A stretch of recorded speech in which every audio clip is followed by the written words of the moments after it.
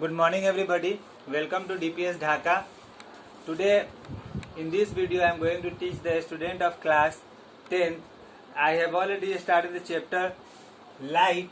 In the previous video, in the previous lecture, I discussed about the various about the light, what is light, what are the various nature of light, and spectrum of light. I also discussed about the spectrum of light. What do you mean by visible light? What are the different colors associated with visible white light? And in this chapter we have to study about the mirrors and lenses. So today in this lecture I am going to discuss about the mirror. So there are two type of mirror. Firstly, there are two type of mirror. Mirror is an optical device from where reflection of light take place. You know about the reflection of light? There are two phenomena: reflection of light and refraction of light. So on the surface of mirror, reflection of light take place, and there are mainly two type of mirror. One is plane mirror and the other is a spherical mirror. Plane mirror is the mirror whose surface is plane, and it is a part of a sphere whose radius of curvature is infinity, whose radius of curvature is very big, and this a small piece of glass is very small as compared to the size of the sphere. So this is completely plane and the radius of curvature is infinity. So we in the lower classes we have already studied about the formation of image in a plane mirror. What are the various characteristics of image formed in a plane mirror?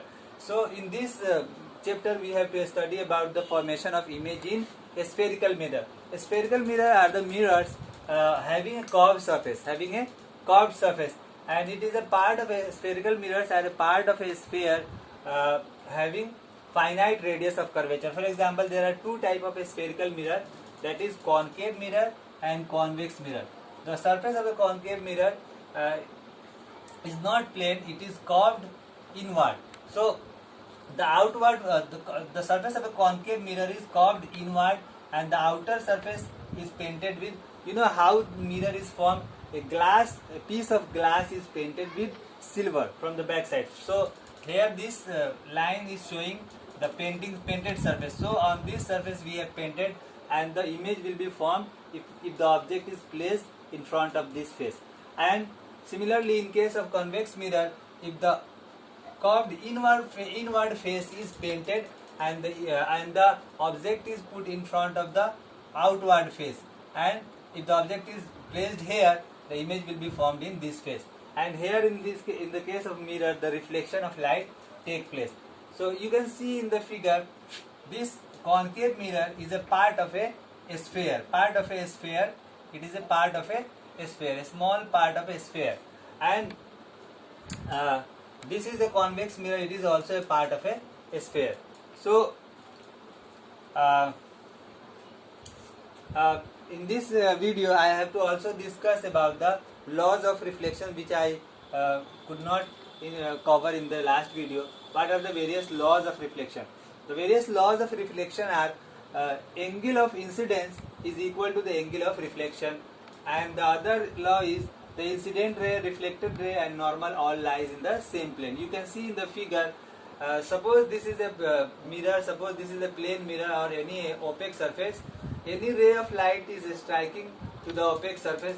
This ray is called incident ray, and this ray will bounce back in the same medium, and the ray which is bouncing back will be called as reflected ray, and the perpendicular line to the surface is called normal, and the angle between the reflected ray and the normal is called angle of incidence. Angle between normal and reflected ray is called angle of reflection. So I is equal to R. Angle of incidence is equal to angle of reflection. Angle of incidence is denoted with the letter I, and angle of reflection is denoted with the letter R, and this is equal to, angle of incidence is always equal to angle of reflection. This is law of reflection. Second is, all these lines, incident ray, normal and the reflected ray all lies in the same plane. For example, this line is in the plane of the board. So normal is also in the plane of the board, and this reflected ray is also in the plane of the board. This reflected ray cannot come out of the plane of the board like this. Angle of incidence, angle of reflection here is also same, but this cannot happen. The both all three will remain in the same plane. Now we have to discuss about the formation of image in a spherical mirror, in concave mirror and convex mirror both. But first of all, let us learn some special terms related to the formation of image, and formation of image can be shown by the ray diagram. So to draw the ray diagram, let us learn some related terms. What is principal axis? So suppose this is any mirror, suppose this is a concave mirror. The midpoint of the concave mirror is called pole of the mirror, and C, here C is the center of curvature. So what do you mean by center of curvature? Center of curvature means the center of the sphere of which mirror is the part. The center of the sphere of which mirror is a part is called center of curvature. Center of curvature. So this is center of curvature of which center of curvature is called the center of the sphere. Center of the sphere of which this mirror is a part. This mirror is a part of a sphere. It is not complete a sphere, but it is a small part of a sphere. So center of curvature means the center of the sphere of which mirror is the part. So what is principal axis? This line, the imaginary line joining the center of curvature and the pole of the mirror, that is called principal axis. Any imaginary line that is passing through both center of curvature and pole of the mirror, that is called principal axis.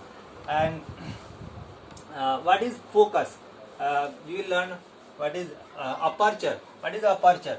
Aperture means the size of the mirror. Aperture means this size of the mirror. Size of the mirror is called aperture. So size of the mirror is called aperture. And what is pole? I have already discussed. This will happen in the convex mirror also. For example, if we have a convex mirror, this is a convex mirror. This is a convex mirror. So the middle point of this will be called pole, and the center of this sphere will be called as C, center of curvature, and any line, imaginary line passing through these 2 points will be called principal axis. So this is principal axis, and the point between center of curvature and pole, point in the middle of these 2 points C and P is called F, that is focus. This point is called focus. This point is called focus, which is in the middle of P and C. I have to discuss the various ray diagram. So one more thing, what is beam of light? So you will be confront this term, beam of light. So there are 2 types of beam of light. One is converging beam of light, and the other is diverging beam of light, and the third is parallel beam of light. Parallel beam of light. What do you mean by converging beam of light? When many rays of light are coming to a point, coming from various directions and joining at a single point, then that is called converging beam of light. Diverging beam of light means when the rays of light originating from a single point, single origin, and spreading in various directions. For example, the rays of light spreading from a bulb or any source of light. For example, you have a bulb or you have a candle. The rays of light spread in every direction. So that is a diverging beam of light. What do you mean by parallel beam of light? When the rays of light are going in a parallel.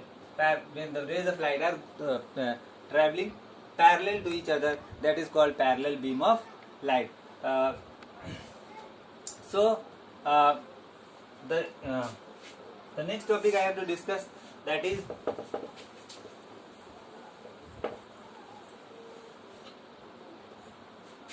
rule for